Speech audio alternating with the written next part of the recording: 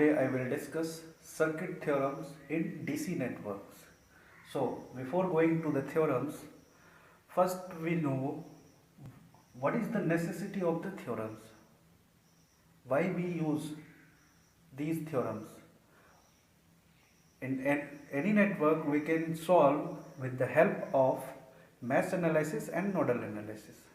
Nodal analysis और mesh analysis के help से हम किसी भी नेटवर्क को सॉल्व कर सकते हैं, बट कॉम्प्लेक्स जैसे कॉम्प्लेक्सिटी बढ़ेगी नेटवर्क मैश और नोडल एनालिसिस से हम सॉल्व करने में टाइम कंज्यूम ज़्यादा होगा, इसलिए हमने थ्योरम्स यूज़ किया जो सर्किट थ्योरम्स है डीसी के लिए। तो उसकी ज़रूरत क्या हुआ, in a complicated network with several independent sources nodes and meshes, if the response in a single element is desired, then network theorems are used.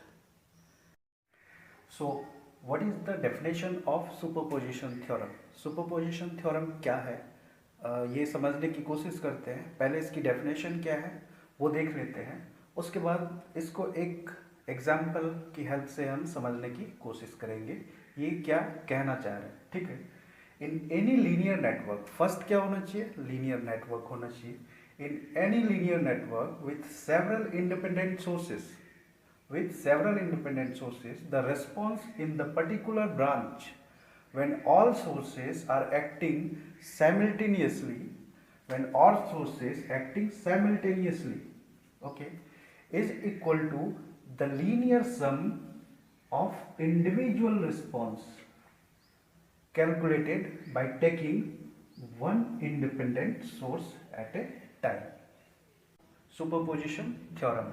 In any linear active bilateral network consisting of number of energy sources, resistances, etc., then the effect produced in any element when all sources act at a time, is equal to sum of effect produced in the same element when each source considered individually. Okay, this is the definition of superposition theorem. Properties of the superposition theorem. This theorem is applicable only to linear networks with RLC, transformer and linear control sources present in the network. The presence of dependent source makes the network an active. Hence, superposition theorem is used for active as well as passive. While applying superposition theorem, each subcircuit has only one independent source. Okay, the other independent sources can be suppressed or de-energized. जब हम superposition theorem apply करते हैं, ठीक है, तो उस समय एक टाइम पे सिर्फ और सिर्फ एक इंडिपेंडेंट सोर्स एक्टिव होनी चाहिए और जो अदर इंडिपेंडेंट सोर्सेस हैं उसको हम डी एनर्जाइज्ड कर देते हैं। अब डी एनर्जाइज्ड और सप्रेस कैसे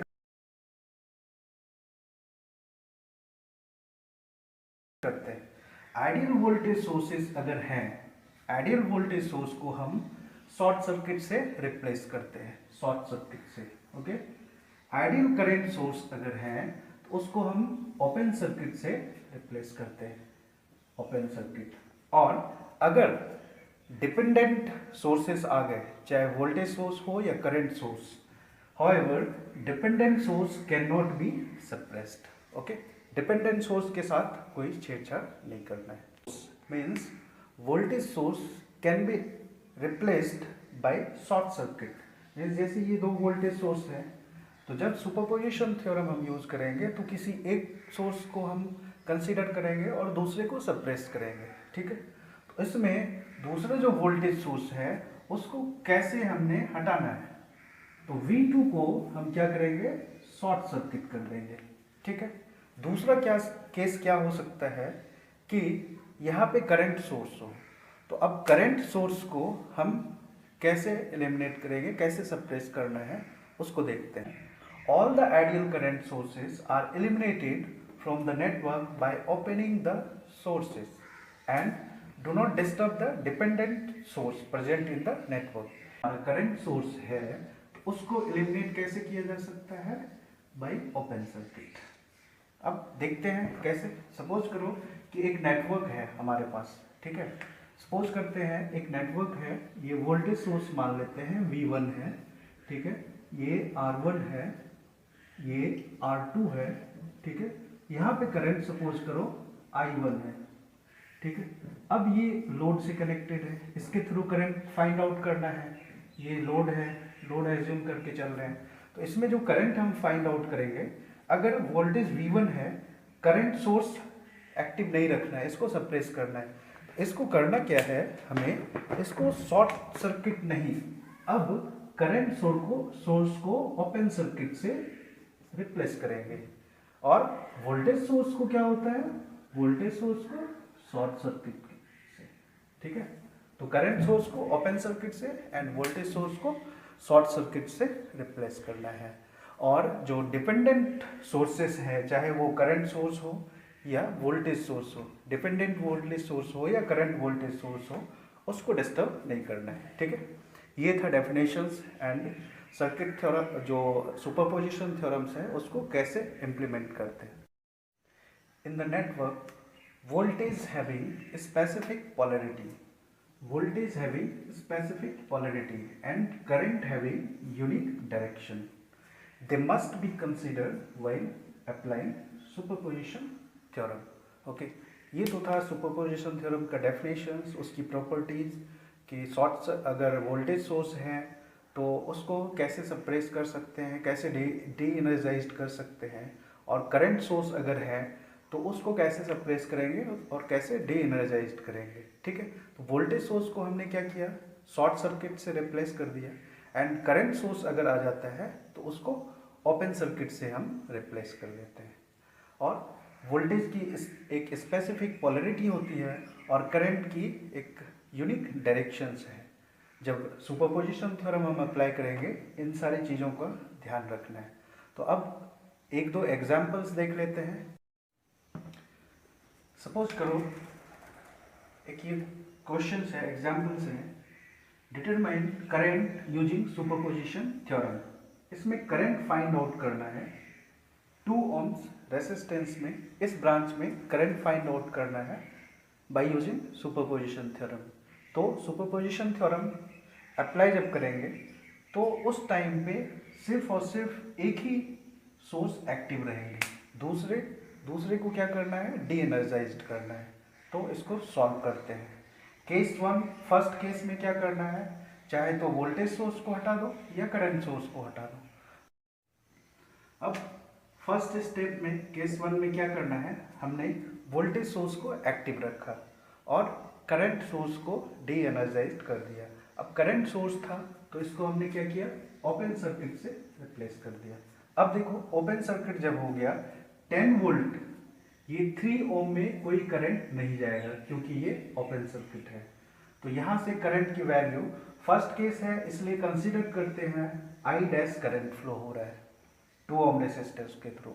अब I फाइंड आउट करेंगे, I dash is equals to V equals to IR, ohm's law apply करते हैं, ठीक है। यहाँ पे हमने मैश एनालिसिस लगाना है, ठीक है।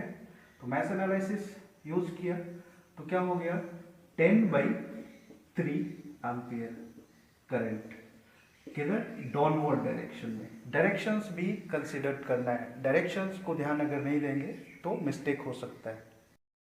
स्टेप 2 में, सेकेंड केस में हम क्या करेंगे, इस बार करंट सोर्स को एक्टिव रखेंगे और वोल्टेज सोर्स को डी एनर्जाइज करना है। तो वोल्टेज सोर्स को डी एनर्जाइज करने के लिए वोल्टेज सोर्स को किससे रिप्लेस करेंगे, शॉर्ट सर्किट से। अब इस बार कंसीडर करते हैं यहाँ पे करंट I डबल डैश जा रहा है, ठीक है।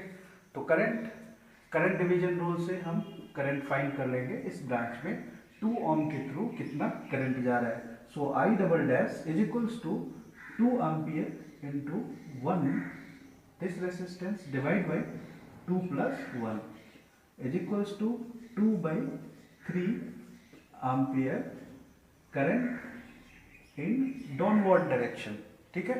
ये डाउनवर्ड डायरेक्शन में 2/3 एम्पियर करंट फ्लो हो रहा है। अब सुपरपोजिशन थ्योरम का डेफिनेशंस यूज करेंगे और इसमें देख लेंगे net effect. So by using superposition theorem I is equals to क्या हो जाएगा, I dash plus I double dash.